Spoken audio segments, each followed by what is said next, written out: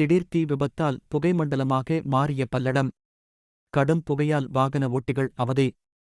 பல்லடம் நகர் பகுதிக்கு உட்பட்ட பச்சாபாளையம் பகுதியில் இன்று மாலை திருச்சிக்கோவை தேசிய நெடுஞ்சாலை அருகே உள்ள கால்வாயில் காய்ந்த புதர்களில் திடீர் தீ விபத்து ஏற்பட்டது. தீ மளமளவென பரவியதில் கடும் புகைமூட்டம் ஏற்பட்டது. பொதுமக்கள் அளித்த தகவலின் பேரில் விரைந்து வந்த பல்லடம் தீயணைப்பு துறை வீரர்கள் தண்ணீரை பீய்ச்சி அடித்து தீயினை முழுவதுமாக கட்டுக்குள் கொண்டு வந்தனர்.